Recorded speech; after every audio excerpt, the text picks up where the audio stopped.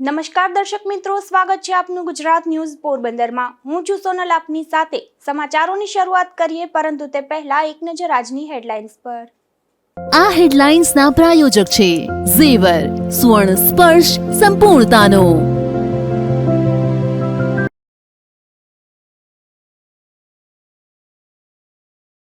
મહાશિવરાત્રીને લઈને પોરબંદર સહિત સૌરાષ્ટ્રમાં અનેરો ઉત્સાહ। જૂનાગઢ જવા પોરબંદર એસટી ડેપો દ્વારા મુકાશે વધારાની બસો।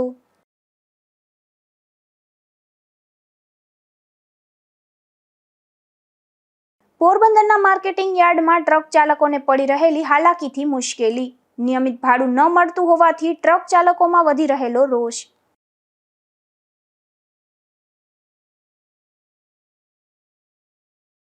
બરોડા ખાતે રચાયેલ વિશ્વ રેકોર્ડમાં પોરબંદરના બાળકો બન્યા સહભાગી। સમૂહ મુખપાઠ કાર્યક્રમમાં દેશ વિદેશથી જોડાયા હજારો બાળકો।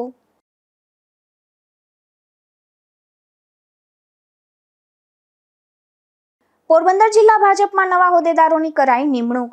8 ઉપપ્રમુખ અને 8 મંત્રીઓ સાથે જિલ્લાની નવી ટીમ મેદાનમાં।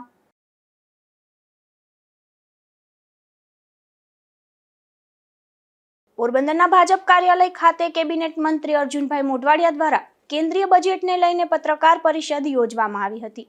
આ પત્રકાર પરિષદમાં પૂર્વ કેબિનેટ મંત્રી બાબુભાઈ બોખીરિયા અને જિલ્લા ભાજપ પ્રમુખ ડોક્ટર ચેતનાબેન તિવારી સહિતના આગેવાનો ખાસ ઉપસ્થિત રહ્યા હતા। યશસ્વી પ્રધાનમંત્રી શ્રી નરેન્દ્રભાઈના નેતૃત્વમાં 2026-27 રૂપિયા 53.5 લાખ કરોડનું બજેટ ઐતિહાસિક બજેટ છે અને એ બજેટ આ વિકસિત ભારત 2047ની દિશા નક્કી કરનારું અને ખાસ કરીને દેશની જે યુવા શક્તિ છે, નારી શક્તિ, કિસાન શક્તિ, શ્રમિક શક્તિ અને ઉદ્યમી શક્તિને પ્રોત્સાહન આપનારું બજેટ છે। આ બજેટ દ્વારા જે ગોલ હાંસિલ કરવાના છે એમાં મહિલા સશક્તિકરણ, યુવા શક્તિને પ્રોત્સાહન, આરોગ્ય અને medical infrastructure, general infrastructure, logistic અને કનેક્ટિવિટી, સંસ્કૃતિ, પર્યટન અને વારસાની જાળવણી, ઉદ્યોગ અને ટેકનોલોજીમાં આત્મનિર્ભરતા, કૃષિ અને ગ્રામ વિકાસ ક્ષેત્રને આગળ વધારવાની દિશા, પશુપાલન, ડેરી, મત્સ્ય ઉદ્યોગ, સંરક્ષણ, સ્પોર્ટ્સ, એમએસએમઈ, સ્ટાર્ટઅપ સિસ્ટમ અને એઆઈનો સકારાત્મક ઉપયોગ જેવા આપણે ગોલ નક્કી કરેલા અને એના દ્વારા આપણે દેશને જે વિશ્વનું અગ્રીમ એક ધમધમતું અર્થતંત્ર બનાવવાનું છે એ દિશામાં કામગીરી થવાની। આ ક્ષેત્રની અંદર ગુજરાત માટે પણ અનેક જોગવાઈઓ કરવામાં આવી છે। એમાં જે 15 જેટલા પુરાતત્વ સ્થળો છે એને વિકાસ કરીને વૈશ્વિક પર્યટન સ્થળ તરીકેની ઓળખ ઊભી કરવાની છે। એમાં આપણા લોથલ અને ધોળાવીરાનો સમાવેશ થાય છે। ગુજરાત મેન્યુફેક્ચરિંગ હબ છે। ગુજરાતમાં 7 લાખ જેટલા મેન્યુફેક્ચરિંગ યુનિટ આવેલા છે, એટલે એના માટે પણ મહત્વપૂર્ણ જોગવાઈઓ આ બજેટમાં કરેલી છે। એક નવો ફ્રેટ કોરિડોર, જે રીતે દિલ્હી મુંબઈ ફ્રેટ કોરિડોર છે એવો જ કોરિડોર પશ્ચિમ બંગાળના દાનકુથી સુરત સુધીનો ડેડિકેટેડ ફ્રેટ કોરિડોર બનાવવાની જાહેરાત થઈ છે। આપણી જે આયુર્વેદિક યુનિવર્સિટી છે જામનગરની, એને જે ગ્લોબલ મેડિકલ સેન્ટર તરીકે આયુર્વેદિક ક્ષેત્રની અંદર એની જાહેરાત પણ થઈ છે। ગુજરાતની મ્યુનિસિપાલિટી સક્ષમ છે અને એને જે મ્યુનિસિપલ બોન્ડ દ્વારા વધારાની નાણાં ઊભા કરવાના છે એના માટે પણ આ બજેટની અંદર જોગવાઈ કરવામાં આવેલી છે। ગિફ્ટ સિટીમાં આવતા યુનિટોને આવતા 20 વર્ષ સુધી આપણે એને ટેક્સ ફ્રી રેઝિમ આપવાના છે અને દેશમાં જે 20 જેટલા આઇકોનિક સ્થળોએ જે ટુરિસ્ટ ગાઈડ તૈયાર કરવાના છે એ પણ એનો પણ આ જોગવાઈમાં સમાવેશ કરેલો છે। એ જ રીતે આપણે ઓરેન્જ ઇકોનોમી હોય, નારી શક્તિ હોય, આરોગ્ય અને સંભાળ હોય, લોજિસ્ટિક ને પરિવહન હોય કે મેક ઇન ઇન્ડિયાનું જે ધ્યેય હોય, આ બધાની અંદર ગુજરાત એને માટે જે ઇકોસિસ્ટમ અહીંયા બની ચૂકેલી છે. ખાસ કરીને મેક ઇન ઇન્ડિયાના જે કાર્યક્રમો છે એમાં આપણે જે ગુજરાત કે દેશની અંદર સેમિકન્ડક્ટર જેવું નામ નિશાન નહોતું, એ આજે દેશ સેમિકન્ડક્ટરનું હબ બનવા જઈ રહ્યું છે અને એમાં પણ ગુજરાત દેશનો હબ બની ચૂક્યો છે. ત્યારે અહીંયા સેમિકન્ડક્ટર 2.0 પોલિસી નવેસરથી જાહેર થયેલી છે. એ ઉપરાંત biopharma mission, electronics component manufacturing scheme અને 5 નવા ટેક્સટાઇલ પાર્કનું જે નિર્માણ થવાનું છે એમાં ગુજરાત મોટું બેનિફિશિયરી બનવાનું છે. એ ઉપરાંત જે 3 કેમિકલ પાર્ક બનવાના છે, હાઈટેક ટૂલ્સ મેન્યુફેક્ચરિંગ અને ચેમ્પિયન MSME ને પ્રોત્સાહન આપવાની યોજના છે. સંરક્ષણ બજેટમાં પણ આ વખતે 6.81 કરોડથી વધારીને 7.85 કરોડ જોગવાઈ કરવા સાથે 15% વધારો કરવામાં આવેલો છે. સ્પોર્ટ્સ ફેસિલિટી માટે પણ આ બજેટની અંદર મોટી જોગવાઈ કરવામાં આવેલી છે. એ ઉપરાંત બીજા જે નવો ઇન્કમટેક્સ એક્ટ લાગુ થવા જઈ રહ્યો છે એનાથી પણ જે મધ્યમ કક્ષાના અને નાના વેપારીઓને મોટો ફાયદો થવાનો છે. ફિસ્કલ ડેફિસિટ જે એક વખતે 9% જેટલી હતી એ ઘટીને હવે 4.2 થી 4.5 વચ્ચે રહેશે. એટલે ફરીથી આપણે આર્થિક મજબૂતાઈ પ્રાપ્ત કરી લીધી છે. એ ઉપરાંત કૃષિ, પશુપાલન, ડેરી અને મત્સ્યોદ્યોગ ક્ષેત્રે અનેક નવી જોગવાઈઓ કરેલી છે. ખાસ કરીને જે વેટરનરી ક્ષેત્રની અંદર 20,000 નવા ગ્રેજ્યુએટ નો ઉમેરો થાય એ માટે જે ઇન્ફ્રાસ્ટ્રક્ચર અને ઇન્સ્ટિટ્યુશનની સ્થાપના કરવાનું પણ આમાં આયોજન થયેલું છે. એટલે આ દેશ અને ગુજરાત બંને માટે એક ઐતિહાસિક બજેટ છે અને એના દ્વારા દેશના સર્વાંગી વિકાસ મારફતે આપણે ઉત્પાદનની વૈશ્વિક હબ બનીએ, નોલેજ કોરિડોરની અંદર પણ વૈશ્વિક હબ બનીએ એ માટેના બધી જ જોગવાઈઓ કરેલી છે, જેને અમે સૌ આવકારીએ છીએ.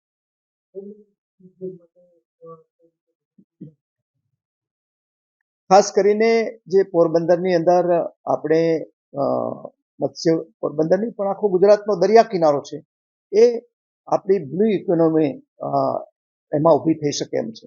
એના માટે વિવિધ પ્રોત્સાહનોની જોગવાઈઓ પણ છે અને સાથે સાથે એમાં ટેકનોલોજી અપગ્રેડેશન કરીને, AI નો ઉપયોગ કરીને એની અંદર કેવી રીતે આગળ જઈ શકાય એ માટેની વિવિધ જોગવાઈઓ પણ કરવામાં આવી છે.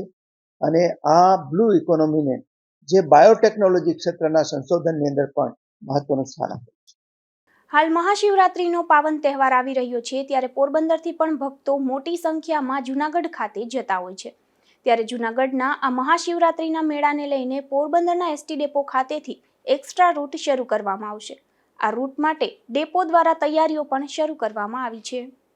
જૂનાગઢ ખાતે આગામી તારીખ 11/2/2025 થી તારીખ 15/2/2025 સુધી વિશ્વ પ્રસિદ્ધ મિની કુંભ મેળો જૂનાગઢના ભવનાથ ખાતે યોજાનાર છે.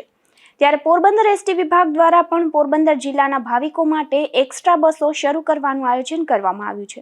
પોરબંદર ડેપો મેનેજર PB મકવાણાના જણાવ્યા અનુસાર પોરબંદર એસટી ડેપો દ્વારા પોરબંદર, રાણાવાવ અને કુતિયાણા તેમજ દેવભૂમિ દ્વારકાથી પણ જૂનાગઢ જવા માટે વધારાની એક્સ્ટ્રા બસો રાઉન્ડ ધી ક્લોક ઉપલબ્ધ કરવામાં આવશે. જે અંગેની પોરબંદરના એસટી ડેપો દ્વારા તૈયારીઓ શરૂ કરવામાં આવી છે. જૂનાગઢ એસટી ડિવિઝન હેઠળ આવતા ડેપો ખાતેથી અંદાજે 325 બસો મારફતે એક્સ્ટ્રા રૂટ શરૂ કરવામાં આવશે. નિપુલ પોપટ સાથે અશોક થાનકી, ગુજરાત ન્યૂઝ, પોરબંદર. પોરબંદર મહાનગરપાલિકા દ્વારા શહેરના લીમડા ચોક વિસ્તારમાં શૌચાલય બનાવવાની કામગીરી કરવામાં આવી રહી છે. ત્યારે આ કામગીરીને 1 વર્ષ થયું હોવા છતાં શૌચાલય શરૂ થયું નથી, જેને લઈને વેપારીઓમાં ભારે રોષ જોવા મળી રહ્યો છે. પોરબંદર શહેરમાં પોરબંદર મહાનગરપાલિકા દ્વારા વિકાસના કામો કરવામાં આવી રહ્યા છે. પોરબંદર મહાનગરપાલિકા દ્વારા શહેરના અલગ અલગ વિસ્તારમાં જાહેર શૌચાલય બનાવવાની કામગીરી શરૂ કરવામાં આવી છે. જેમાં પોરબંદર મનપા દ્વારા શહેરના લીમડા ચોક શાક માર્કેટ પાસે પણ શૌચાલયની કામગીરી શરૂ કરવામાં આવી છે. પરંતુ આ કામગીરી શરૂ થઈ તેના 1 વર્ષ બાદ પણ કામગીરી પૂર્ણ થઈ નથી. હાલ પણ આ શૌચાલયની કામગીરી અધૂરી છે, જેથી આ વિસ્તારમાં વેપાર કરતા વેપારીઓને પણ ભારે હાલાકી વેઠવી પડી રહી છે. આ શૌચાલય કામગીરી તાત્કાલિક પૂર્ણ કરવા અગાઉ સ્થાનિક વેપારીઓ દ્વારા રજૂઆત પણ કરવામાં આવી હતી. નિપુલ પોપટ સાથે અશોક થાનકી, ગુજરાત ન્યૂઝ, પોરબંદર.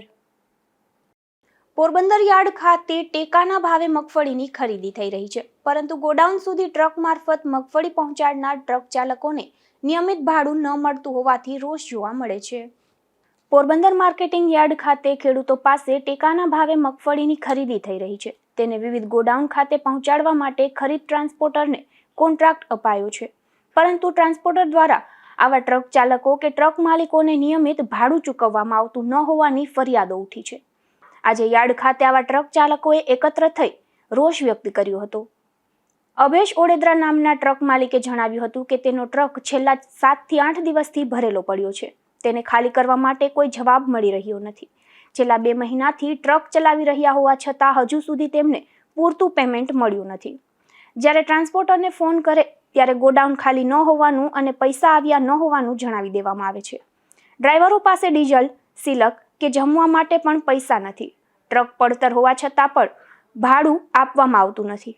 હાજાભાઈ કડછા નામના ટ્રક ચાલકે એવું જણાવ્યું હતું કે સમયસર નાણાં મળતા નથી, જેને કારણે ઘર ખર્ચ ચલાવવો મુશ્કેલ બની રહ્યો છે. અત્યાર સુધીમાં અંદાજે 45 થી 50 જેટલા ફેરા કર્યા છે, પરંતુ તેટલા કામ સામે તેમને માત્ર 50,000 રૂપિયા જ મળ્યા છે, જે 3 મહિનાના સમયગાળા માટે ખૂબ જ ઓછા છે. તેમની ગાડી છેલ્લા 15-17 દિવસથી એક જ જગ્યાએ ઊભી છે. જો મહેનતાણું ન મળે તો ગુજરાન કેવી રીતે ચલાવવું? આથી વહેલી તકે બાકી રકમ ચૂકવી આપવા માંગ કરી છે. તમારું નામ શું છે ને શું? મારું નામ હાજાભાઈ જીવાભાઈ કડસા છે અને ગાડી નામે આ લગભગ 3.5 મહિનાથી આની ધંધો કરીએ ને પૈસા આવતા ને તમારે આ તકલીફ છે. હા તકલીફ આ છે, અમારે ઘર ખર્ચ એટલે નીકળતો નથી, તો પૈસા વિનાનું તમારે કંઈ થાય ને, પૈસા વગર શું કરવું? આ તકલીફ છે.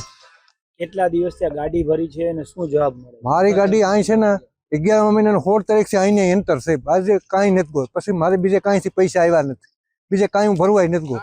ને ફેરા મારા થયા છે લગભગ 45-50 પહેલા આની અંતર્ગત રૂપિયા નથી આવ્યા મારા પાસે. 50,000 રૂપિયા આવ્યા છે, તો 50,000 રૂપિયા 3 મહિના ઘરે ન હાલે ને. પછી અને 13 દિવસે 15-17 દિવસે આ ગાડી અહીંને પડતર પડી છે. હવે એમાં અમને એમ કે આજે આજકાલ ચાલુ થાય તો અમે નથી દે શકતા, તો એ પણ અમે ત્યાં બેઠા અમે આટલા આ ઊભા છે. એ પણ એને હિસાબે રાખડી જઈએ તો એ કહે કે તમે ભાગે કે અધૂરું મૂકે ને, તો અમારે શું કરવું? બસ આ પ્રોબ્લેમ છે. મારું નામ અભેશ લખુ વડોદરા. મારો ટ્રક નંબર DJ25T8889. પછી મારો ટ્રક આજે ભરેલો પડ્યો છે શનિવારના દિવસનો, એને લગભગ 7 થી 8 દિવસ આજે થાય છે. પછી અમને પૈસાનો પણ જવાબ નથી મળતો, ટ્રક ખાલી કરવાનો પણ જવાબ નથી મળતો. મારો ટ્રક આજે ભરેલો પડ્યો છે 8 દિવસ થયા. અને બીજા નંબરની વસ્તુ એ કે નાથાભાઈ વસ્તુ ગમે અહીં હાલવા આવ્યા તો નાથાભાઈને ફોન કરીએ તો એનો જવાબ એવો મળે કે અમારી પાસે કોઈ પણ પૈસા નથી, કે અમારી પાસે ગોડાઉન નથી. આ રીતના અમને વ્યવહાર કરવામાં આવે છે. અને ડીઝલના પૈસા માગીએ, ડીઝલના પૈસા પણ આપતા નથી. સિલિકના પૈસા માગીએ તો એ પણ આપતા નથી. તો અમે કહીએ કે અમારી આગળ જમવાના પૈસા નથી, તો એ પણ પૈસા અમને દેવામાં આવતા નથી. બરોબર. આજે 7 થી 8 દિવસ ત્યાં મારો ટ્રક પડ્યો છે.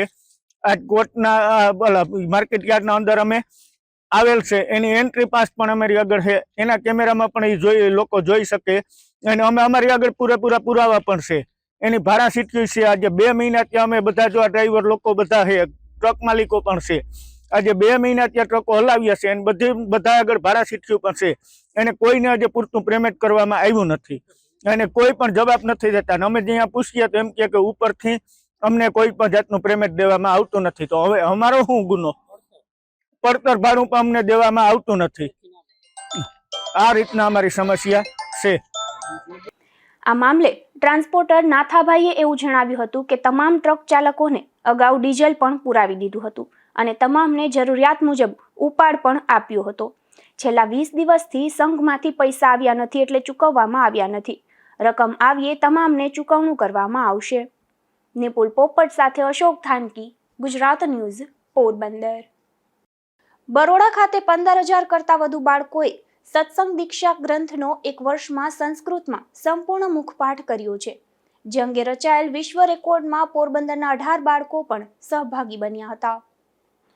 વડોદરાના અટલાદરા ખાતે આવેલી BAPS સ્વામિનારાયણ સંસ્થાના આધ્યાત્મિક વડા મહંત સ્વામી મહારાજનો 92મો જન્મ જયંતિ મહોત્સવ ઉજવાયો હતો.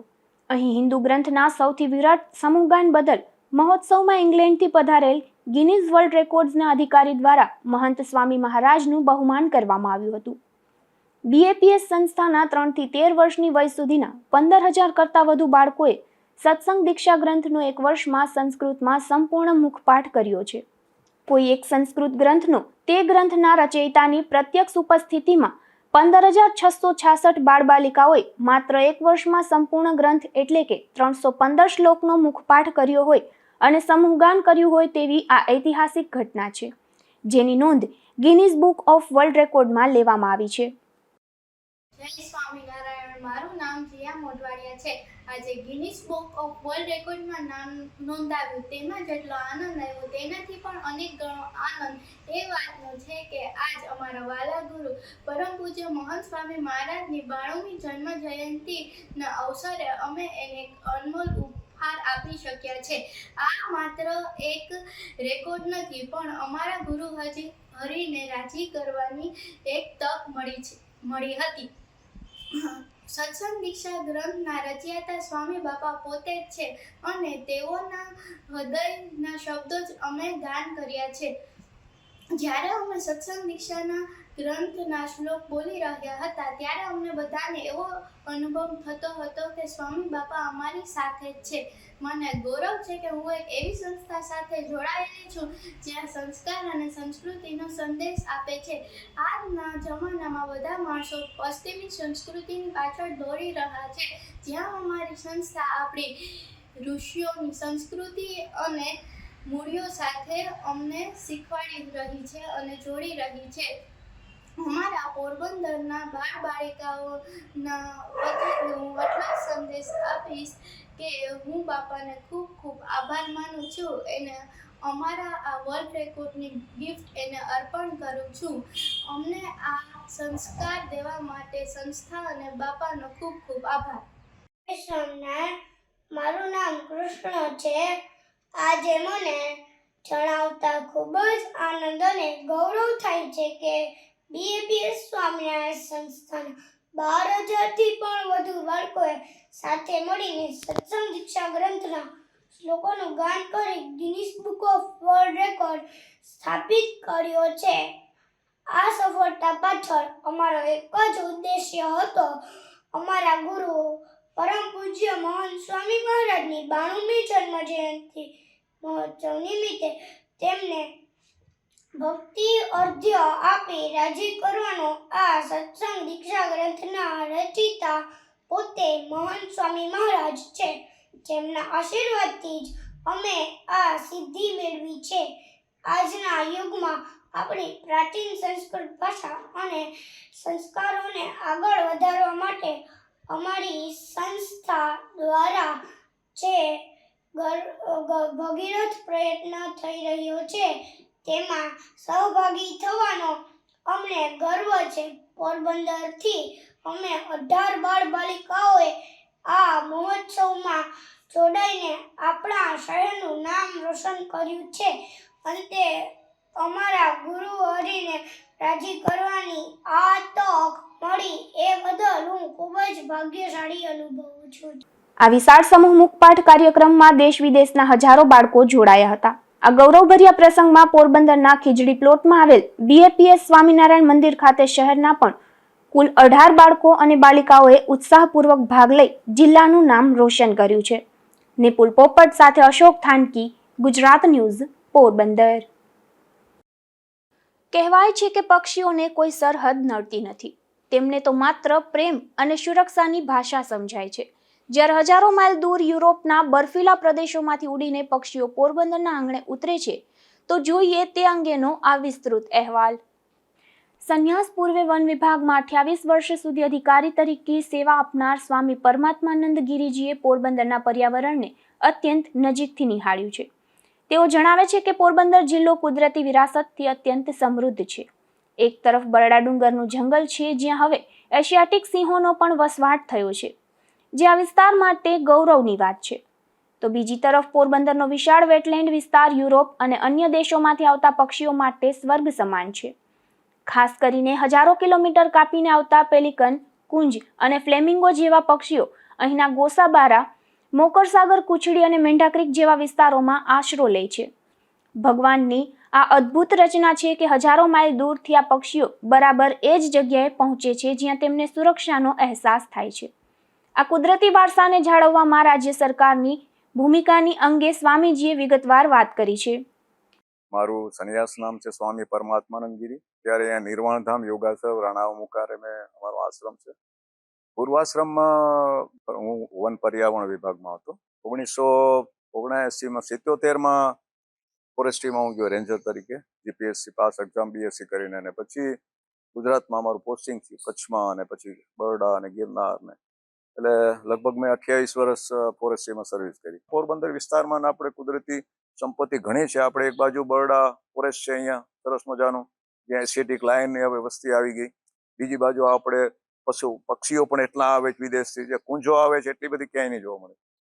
ક્રેન છે જે માઇગ્રેટરી બર્ડ યુરોપમાંથી આવે છે, પેલિકન્સ છે, ક્રેન છે, ઘણા બધા પક્ષીઓ આવે છે બહારથી. પછી એના ઇગ્રેટ ને બધા સ્ટોક ને કહે ને એ બતકો ને એવું. તો જે આ પેલિકન્સ ને ખાસ કરીને ફ્લેમિંગો છે એ અહીંયા સ્પેશિયલ છે. પોરબંદર વિસ્તારમાં ફ્લેમિંગો આપણે જે વેટલેન્ડ છે મોકરથી માંડીને કુચડી હોય કે એમાં બરડા સાગર હોય કે જ્યાં મેઢા ક્રીક સુધી આખો બેલ્ટ છે એમાં જોવા મળે. ફ્લેમિંગો જ્યારે 84માં એક વિશ્વ લેવલે જે પર્યાવરણ શાસ્ત્રી હતા પીટર જેક્સન કરીને, એ આવ્યા હતા. એની પોરબંદર શહેરમાં ફ્લેમિંગો જોયા. એ કે હું વર્લ્ડ આખામાં ફરું, શહેરની વચ્ચે આટલા ફ્લેમિંગોની તળાવને આનો સર્વે કર્યો, આનો રિપોર્ટ કર્યો ને પ્રોટેક્ટેડ એરિયા ડિક્લેર કરવાની આખી કાર્યવાહી કરીને નાની બર્ડ સેન્ચ્યુરી અમલમાં આવી. પક્ષી પણ જોવે, જ્યાં એને સલામત લાગે અહીંયા આવે. એ દર વર્ષે અહીંયા આવે. એ કુદરતી એને ભગવાને સમજણ આપી, હજારો કિલોમીટર ઉડીને અહીંયા જ કેમ આવે? તો એ આપણી જવાબદારી છે કે એને આપણે સાચવીએ, એનું મહત્વ સમજીએ. આવું આપણે ગૌરવ લેવા જેવી વાત છે કે આપણા વિસ્તારમાં આટલી બધી પ્રકૃતિ આપણે સમૃદ્ધિ છે, આ બધા રિસોર્સિસ છે, તો એનો આવતી પેઢીને ઉપયોગ થશે. આપણે એની જાળવણી કરવી જોઈએ. લોકો બહારથી વિદેશથી લોકો ટુરિઝમને આપણે ડેવલપ કરવું છે તો પણ આવું બધું આપણી એક કુદરતી સંપત્તિ છે, તો એ લોકો પણ આવું જોઈને આવશે વધારે. એનો પ્રચાર પ્રસાર થાય મીડિયા દ્વારા, સરકાર પણ થોડી રસ્તી થાય. ધીરે ધીરે આપણે અહીંયા મોકર કરી રહ્યા છીએ, એ બધામાં ફ્લેમિંગો આવે છે. મોકરનો જે આપણે ડેવલપ કરી રહ્યા અત્યારે પ્રોપોઝલ નંબરથી મેઢા ક્રીકમાં આવે છે ફ્લેમિંગો, મોકર આવે છે, પછી કુચડીનો વચ્ચેનો થોડી ખાડી છે એમાં આવે છે. તો બધે આપણે ન પહોંચીએ, કમસે કમ આ મેઢા ક્રીક ને આ બેની વિચારણા ચાલે છે અત્યારે, આ લોકોએ નોંધ લીધી છે ગવર્મેન્ટે, તો એ સારી વાત છે કે ત્યાં એને ડેવલપ થાય. હાલમાં સરકાર દ્વારા મોકર અને મેંઢા ક્રીક જેવા વિસ્તારોને સંરક્ષિત કરવા અને ઇકો ટુરિઝમ તરીકે વિકસાવવા માટેની જે કામગીરી ચાલી રહી છે તે આવકારદાયક છે. બરડાને સિંહોના બીજા ઘર તરીકે તૈયાર કરવું એ સરકારની એક મોટી સિદ્ધિ છે. સરકારની આ દૂરંદેશી નીતિઓને કારણે જ આજે પ્રવાસન ક્ષેત્રે પોરબંદર ગ્લોબલ હબ બની રહ્યું છે. નિપુલ પોપટ સાથે અશોક થાનકી, ગુજરાત ન્યૂઝ, પોરબંદર. જેતપુરમાં વહીવટી તંત્ર દ્વારા સેવા સેતુ કાર્યક્રમ યોજાયો હતો, જેમાં સરકારની વિવિધ યોજનાઓનો લાભ સીધો સામાન્ય નાગરિકોને મળી રહે તે માટે કામગીરી કરાઈ હતી. આ કાર્યક્રમમાં કેન્દ્રીય શ્રમ અને રોજગાર મંત્રી ખાસ ઉપસ્થિત રહ્યા હતા. જેતપુર શહેરમાં આયોજિત સેવા સેતુ કાર્યક્રમ અંતર્ગત આરોગ્ય કેમ્પ, આધાર કાર્ડ, આયુષ્માન ભારત યોજના અને પ્રધાનમંત્રી આવાસ યોજના સહિત સરકારની વિવિધ કલ્યાણકારી યોજનાઓ માટે એક જ સ્થળે કામગીરી કરવામાં આવી હતી. ત્યારે મોટી સંખ્યામાં નાગરિકોએ હાજરી આપી અને યોજનાઓનો લાભ લીધો હતો. તો સાથે સાથે લાભાર્થીઓને ચેક વિતરણ, વિવિધ કીટ વિતરણ તેમજ અન્ય સરકારી લાભો પણ આપવામાં આવ્યા હતા. આ ઉપરાંત કેન્દ્રીય મંત્રી મનસુખ માંડવિયાના હસ્તે ₹28 કરોડથી વધુના વિકાસલક્ષી કામોના ખાતમુહૂર્ત અને લોકાર્પણ કરવામાં આવ્યા હતા. ગુજરાતમાં ભૂપેન્દ્રભાઈ પટેલની સરકાર એ પ્રજાલક્ષી સરકાર છે, ગરીબલક્ષી સરકાર છે, કિસાનલક્ષી સરકાર છે. સામાન્ય માણસની સમસ્યાઓ એમના વચ્ચે જઈને ઉકેલવાનો પ્રયાસ એટલે સેવા સેતુ કાર્યક્રમ. આજે જેતપુરની અંદર સેવા સેતુ કાર્યક્રમની અંદર ઉપસ્થિત રહેવાનો મને અવસર મળ્યો. મને ખુશી થઈ. કોઈ સામાન્ય નાગરિકના આધાર કાર્ડની અંદર બદલ કરવાનો હોય, આયુષ્યમાન ભારત યોજનાનું કાર્ડ કઢાવવાનું હોય, કોઈને પ્રધાનમંત્રી આવાસ યોજનાનું મકાન માટે રજિસ્ટ્રેશન કરાવવાનું હોય કે કોઈને રેશન કાર્ડને લગતા પ્રશ્નો હોય, આવા સામાન્ય પ્રશ્નોના ઉકેલ માટે થઈને જ્યારે વહીવટી તંત્ર જનતાની વચ્ચે જતું હોય ત્યારે સ્વાભાવિક તौर પર સામાન્ય પ્રશ્નો ઉકેલાતા હોય છે. આજે સેવા સેતુનો કાર્યક્રમ કરવા બદલ હું જિલ્લા વહીવટી તંત્રને અભિનંદન પાઠવું છું. જેતપુર વિસ્તારના ધારાસભ્ય જયેશભાઈને અભિનંદન પાઠવું છું કે જેમના પ્રયાસથી સામાન્ય લોકોની વચ્ચે જઈને સામાન્ય લોકોના પ્રશ્નો સેવા સેતુના માધ્યમથી ઉકેલ્યા છે. ખૂબ ખૂબ ધન્યવાદ, શુભેચ્છાઓ. આ કાર્યક્રમમાં કેન્દ્રીય શ્રમ અને રોજગાર મંત્રી મનસુખ માંડવિયા અને જિલ્લા કલેક્ટર સહિત વિવિધ વિભાગોના અધિકારીઓ અને પદાધિકારીઓ ઉપસ્થિત રહ્યા હતા. વિમલ સોંદરવા, ગુજરાત ન્યૂઝ, જેતપુર. પોરબંદરમાં કેબિનેટ મંત્રી મોઢવાડિયાની ઉપસ્થિતિમાં ઝોન કક્ષાનો ઇનોવેશન ફેસ્ટિવલ યોજાયો હતો, જેમાં શિક્ષણમાં ઇનોવેશન અને સ્ટાર્ટઅપ્સના મહત્વ પર મંત્રી મોઢવાડિયાએ ભાર મૂક્યો છે. કેબિનેટ મંત્રી અર્જુનભાઈ મોઢવાડિયાએ પોરબંદરના શ્રી રામબા જિલ્લા શિક્ષણ અને તાલીમ ભવન ખાતે યોજાયેલા ઝોન કક્ષાના એજ્યુકેશનલ ઇનોવેશન ફેસ્ટિવલ 2025-26માં હાજરી આપી હતી. આ પ્રસંગે કેબિનેટ મંત્રી અર્જુનભાઈ મોઢવાડિયાએ શિક્ષણમાં નવીનતા અને સ્ટાર્ટઅપ્સના મહત્વ પર ભાર મૂક્યો હતો. તેમણે જણાવ્યું હતું કે ઇનોવેશન એ મનુષ્યની પ્રકૃતિ છે, પરંતુ શિક્ષણ અને વ્યવસ્થામાં લાંબા સમય સુધી તેની ઉપેક્ષા થઈ છે. અમેરિકાના 2 યુવાનો દ્વારા સ્થાપિત ઓપન AI ChatGPTનું ઉદાહરણ આપતા તેમણે ઉમેર્યું કે માત્ર 5 વર્ષમાં આ સ્ટાર્ટઅપનું માર્કેટ કેપિટલાઇઝેશન ભારતની પેઢીઓ જૂની ટાટા અને રિલાયન્સ જેવી કંપનીઓની સમકક્ષ પહોંચી ગયું છે. આ ગતિશીલતા સ્વીકારવી ભારત માટે અનિવાર્ય છે. આ કાર્યક્રમ દરમિયાન મંત્રીના હસ્તે શ્રેષ્ઠ પ્રદર્શન બદલ શિક્ષકોને પ્રમાણપત્ર અને શિલ્ડ આપીને સન્માનિત કરવામાં આવ્યા હતા. જિલ્લા શિક્ષણ અધિકારી VK પરમાર અને સંસ્થાના પ્રાચાર્ય ડોક્ટર અલ્તાફ રાઠોડ સહિતના મહાનુભાવો ઉપસ્થિત રહ્યા હતા. નિપુલ પોપટ સાથે અશોક થાનકી, ગુજરાત ન્યૂઝ, પોરબંદર. પોરબંદર ભાજપમાં ઘણા સમયથી સંગઠનમાં ફેરફારની વાતો ચાલતી હતી, ત્યારે અન્ય જિલ્લાઓની સાથે પોરબંદરમાં પણ નવા હોદ્દેદારોની નિમણૂક કરવામાં આવી છે. ભાજપ પ્રદેશ પ્રમુખ જગદીશ વિશ્વકર્મા સહિતની ટીમ સાથે ચર્ચા બાદ પોરબંદરમાં નવા હોદ્દેદારો નિમાયા છે, જેમાં જિલ્લા ઉપપ્રમુખ તરીકે કપિલભાઈ કોટેચા, કેતનભાઈ દાણી અને પ્રતાપ કેશવાલા સહિત 8 લોકોની નિમણૂક થઈ છે. તો જિલ્લાના મહામંત્રી તરીકે પ્રવીણ ભાનુભાઈ ઓડેદરા, રાજેશ કરગટિયા અને પ્રવીણભાઈ ખોરાવાની નિમણૂક થઈ છે. તો જિલ્લાના મંત્રી તરીકે લકીરાજસિંહ વાડા અને ધર્મેન્દ્રસિંહ જેઠવા સહિત 8 લોકોની નિમણૂક થઈ છે. જ્યારે કોષાધ્યક્ષ તરીકે વિપુલ વાઝા, કાર્યાલય મંત્રી તરીકે હર્ષદ જોશી, સોશિયલ મીડિયામાં વિપુલ વ્યાસ તેમજ IT વિભાગમાં રાજ પોપટની નિમણૂક થઈ છે. અને શહેર પ્રમુખ સાથે મીડિયા વિભાગની વધારેની જવાબદારી સાગરભાઈ મોદીને અપાઈ છે. નિપુલ પોપટ સાથે અશોક થાનકી, ગુજરાત ન્યૂઝ, પોરબંદર.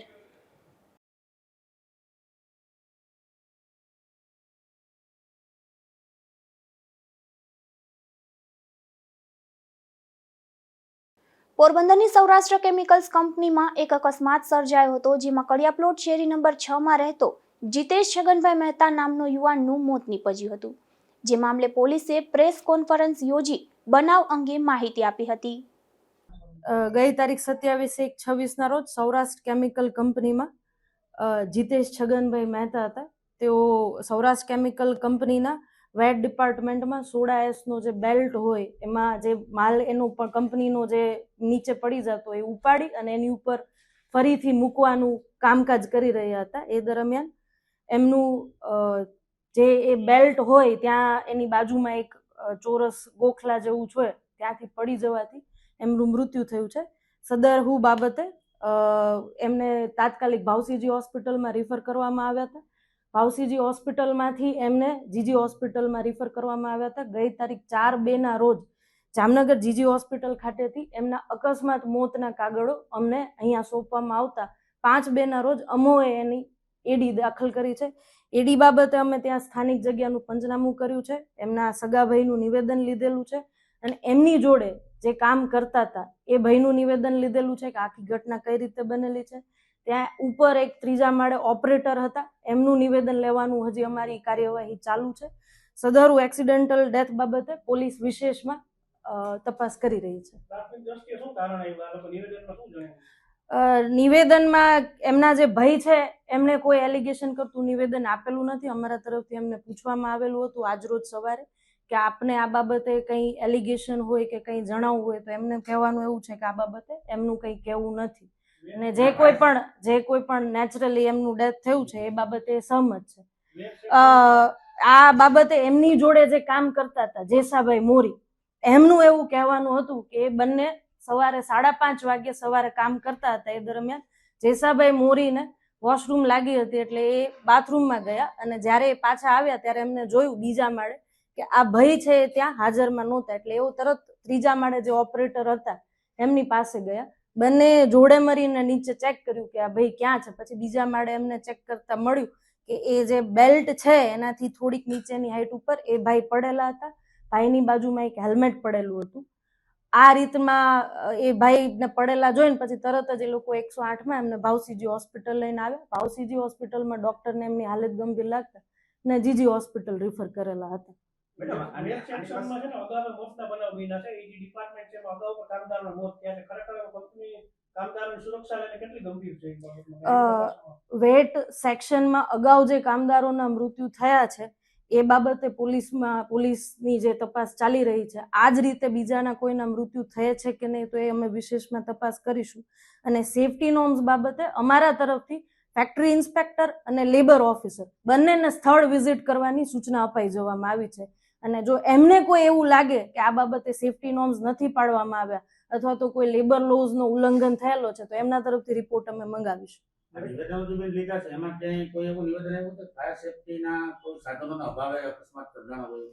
જે એમના સગાભાઈનું નિવેદન લીધેલું છે એમાં એવું કંઈ નથી આવ્યું. અને એના સિવાય જે એમની જોડે કામ કરી રહ્યા હતા તે દિવસે સવારે 5:30 વાગે જેસાભાઈ મોરી એમનું નિવેદન લેવામાં આવ્યું છે. એમને નિવેદન બાબતે આ કંઈ કામ આ પ્રકારનું કંઈ કહ્યું નથી. હજુ પણ કંપનીમાં બીજા જે અન્ય વર્કર્સ છે જે કામ કરે છે, ઓપરેટર છે કામ કરે છે, મેનેજર છે, એમના નિવેદન લેવાના બાકી છે. આખું જે પ્રશ્ન હતો કે જે 27 તારીખ જે બનાવની તારીખ છે, યસ, આપણે આમાં બતાવવામાં આવી છે 4 તારીખ, એ શું કન્ફ્યુઝન હતું? બીજું કે બનાવ કોઈ પણ કંપનીમાં બને તો એ જ દિવસે પોલીસને કંઈ જાણ કરવાની હોય છે કે અમારે જ્યાં બનાવ બન્યો છે કરવાની હોય છે કે નથી હોતી નિયમ પ્રમાણે? જે પહેલો પ્રશ્ન છે આપનો કે બનાવ 27 તારીખનો છે ને અમે એડી દાખલ કરી છે 5/2. તો બનાવ જ્યારે 27 તારીખે સવારે વહેલી સવારે જ્યારે બન્યો એ પછી તરત જ એમને ભાવસીજી હોસ્પિટલમાં લઈ જવામાં આવ્યા છે. ભાવસીજી હોસ્પિટલમાં આ બાબતે MLC દાખલ કરવામાં આવેલી છે, પરંતુ જે આ દર્દી છે એની હાલત ગંભીર છે એટલે એમને ત્યાંથી જીજી હોસ્પિટલમાં રિફર કરવામાં આવ્યા. જીજી હોસ્પિટલમાંથી અમને જાણ તારીખ 4/2 રોજ કરવામાં આવી કાગળો સાથે, એટલે અમે એડી 5/2 રોજ દાખલ કરી. રહી વાત આવું કોઈ ઘટના બને તો એમને પોલીસને જાણ કરવી જોઈએ કંપની તરફથી. તો કંપની તરફથી હાલ સુધીમાં અત્યાર સુધીમાં પોલીસને આ બાબતે કોઈ જાણ કરવામાં આવી નથી. મેડમ, આ કામ ચાલુ હતું ત્યારે 2 જ વર્કર હતા. અમને જે પ્રાથમિક નિવેદન મળ્યા એ પ્રમાણે સવારે 5:30 વાગે એ ફ્લોર ઉપર આ 2 વર્કર કામ કરી રહ્યા હતા ને ત્રીજા માળે ઓપરેટર હતું. આ અમારા જે અત્યારે 3 નિવેદન છે એના ઉપરથી તારણ છે, છતાં અમે PSI ને હજુ એ ફ્લોર ઉપર કે CCTV કેમેરાઝ અવેલેબલ હોય અને એનું ફૂટેજ અવેલેબલ હોય તો તપાસના કામે કબજે કરવા કહ્યું છે.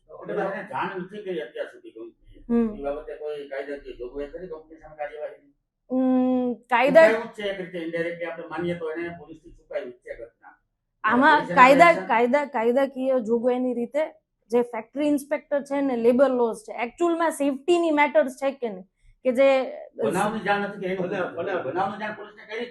એ બાબતે અમે એમના મેનેજર કે જે કંપનીના જે કોઈ પણ જે કાર્યકર હોય જે આ કંપનીનું એકદમ જે કંઈ પણ મેનેજ કરી રહ્યા છે એ બાબતે એમનું નિવેદન લેશું. પોરબંદરના માધવપુર ગામે રહેતા એક શખ્સે PGVCLના પૈસા ચૂકવવામાં ધાંધિયા કર્યા હતા, જે અંગે કોર્ટમાં કેસ ચાલી જતા તેને સિવિલ જેલમાં 30 દિવસ રહેવાની સજા ફટકારવામાં આવી છે. સામાન્ય રીતે બેંકના કે PGVCLના પૈસા કોઈ પણ લોકોને ભરવા ગમતા નથી અને દાવાઓ થયા પછી હુકમનામા થાય તો પણ કાનૂની પ્રક્રિયાની જટિલતાને કારણે પૈસા ન ભરનાર સામે કોઈ કાનૂની કાર્યવાહી થતી નથી, જેને કારણે અનેક લોકો આવા સરકારી લેણા ભરપાઈ કરતા નથી. અને તે જ રીતે પોરબંદર તાલુકાના માધવપુર ગામના રહેવાસી કીર્તિભાઈ માલદેભાઈ ભુવા દ્વારા પીજીવીસીએલ માધવપુર વિભાગ દ્વારા આપેલા બિલની રકમ ભરપાઈ ન કરતા માધવપુર પીજીવીસીએલ કચેરી દ્વારા પોરબંદરની સિવિલ કોર્ટમાં દાવો કરાયો હતો, જેમાં પીજીવીસીએલના વકીલ દ્વારા ₹52,20,470 અને 95 પૈસા પૂરા વસૂલ મેળવવા માટે દરખાસ્ત દાખલ કરેલ હતી. ત્યારે પોરબંદરના એડિશનલ સિનિયર સિવિલ જજ રાઠોડ દ્વારા દીવાની જેલમાં બેસાડવા માટે હુકમ કરી કીર્તિભાઈ ભુવાને ડિસ્ટ્રિક્ટ કોર્ટ બિલ્ડિંગમાં જ આવેલી સિવિલ જેલમાં દિવસ 30 માટે રાખવાનો હુકમ કરેલ છે. અને તે રીતે પોરબંદર ડિસ્ટ્રિક્ટ કોર્ટ બન્યા પછી એટલે કે 20 વર્ષ પછી કોઈને સિવિલ જેલમાં બેસાડ્યા હોય તેવો આ પ્રથમ બનાવ હોય. એટલું જ નહીં, સિવિલ દાવામાં પણ સિવિલ જેલમાં બેસાડી શકાય તેવું આ ચુકાદાથી પ્રસ્થાપિત થયું છે. આ કેસમાં પીજીવીસીએલ વતી પોરબંદરના જાણીતા એડવોકેટ દીપકભાઈ બી લાખાણી, ભરતભાઈ બી લાખાણી, હેમાંગ ડી લાખાણી, અનિલ ડી સુરાણી, જયેશ બારોટ, જીતેન સોનીગ્રા, જીતેન્દ્ર પાલા, નવઘણ જાડેજા, ભૂમિ વરવાડિયા, ચાંદની મદલાણી અને ભાવના પારધી રોકાયેલા હતા. નિપુલ પોપટ સાથે અશોક થાનકી, ગુજરાત ન્યૂઝ, પોરબંદર. બરડા પંથકના પારાવાડા ગામથી ગળુ જતા રસ્તે વિદેશી દારૂની હેરાફેરી થઈ રહી હતી, ત્યારે આ દારૂ કટિંગ કરતી વખતે બગવદર પોલીસ ત્રાટકી હતી અને 236 બોટલ સાથે એક બાઇક સહિતનો મુદ્દામાલ કબજે કર્યો હતો. આ બનાવની વિગત એવી છે કે બગવદર પોલીસ પેટ્રોલિંગ કરી રહી હતી તે દરમિયાન બાતમી મળી હતી કે પાસ્તરડી ગામમાં રહેતા રમેશ દેવાભાઈ મોરી તથા ગળુ ગામના પાટિયા પાસે રહેતા લખમણ નારણભાઈ કોડિયાતર પારાવાડા ગામથી ગળુ ગામ જતા રસ્તે પીજીવીસીએલના પારાવાડા ગામના ફીડરના પોલ પાસે બાવળની કાર્ટમાં વિદેશી દારૂ રાખી વેચાણ કરે છે. ત્યારે બાતમીના આધારે પોલીસે દરોડો પાડ્યો હતો, પરંતુ દૂરથી પોલીસને જોઈ આ બંને શખ્સો અંધારામાં નાસી છૂટ્યા હતા. ત્યારે પોલીસને સ્થળ પરથી ભારતીય બનાવટની વિદેશી દારૂના 12 બોક્સમાં 144 બોટલો તેમજ અન્ય એક બ્રાન્ડની બોટલ નંગ 84 સહિતનો કુલ ₹2,74,400નો મુદ્દામાલ કબજે કરી કાર્યવાહી હાથ ધરી હતી. ધીરુભાઈ નિમાવત, ગુજરાત ન્યૂઝ, બગવદર. રાણાવાવ પંથકના બાપોદર ગામે એક મહિલાનો મૃતદેહ મળી આવ્યો છે, જેમાં ગીતાબેન નવઘણભાઈ મકવાણા નામના મહિલા ઘરેથી ચાલ્યા ગયા હતા. બાદમાં તેના ખેતરના પાણીના ખાડામાંથી તેનો મૃતદેહ મળી આવતા પોલીસે મૃતદેહને પીએમમાં ખસેડી વધુ તપાસ હાથ ધરી છે. પોરબંદરના ઘાસ ગોડાઉન વિસ્તારના એક રહેણાંક મકાનમાંથી દેશી દારૂ ઝડપાયો છે, જેમાં પોલીસે કારીબેન અરજણ ઓડેદરા નામની મહિલાના મકાનમાં દરોડો પાડી દેશી દારૂનો જથ્થો ઝડપી લીધો હતો અને કાર્યવાહી હાથ ધરી હતી. હવે જતા ફરી નજર કરીએ આજની હેડલાઇન્સ પર. આ હેડલાઇન્સના પ્રાયોજક છે ઝેવર, સુવર્ણ સ્પર્શ સંપૂર્ણતાનો.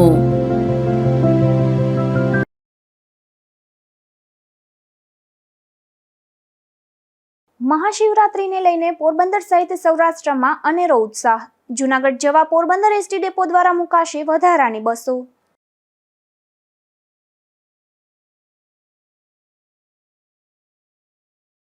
પોરબંદરના માર્કેટિંગ યાર્ડમાં ટ્રક ચાલકોને પડી રહેલી હાલાકીથી મુશ્કેલી. નિયમિત ભાડું ન મળતું હોવાથી ટ્રક ચાલકોમાં વધી રહેલો રોષ.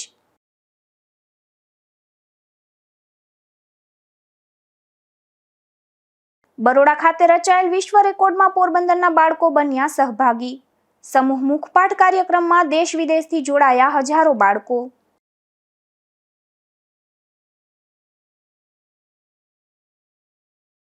પોરબંદર જિલ્લા ભાજપમાં નવા હોદ્દેદારોની કરાઈ નિમણૂક. 8 ઉપપ્રમુખ અને 8 મંત્રીઓ સાથે જિલ્લાની નવી ટીમ મેદાનમાં.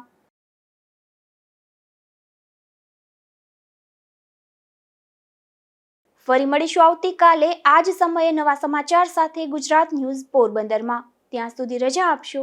નમસ્કાર.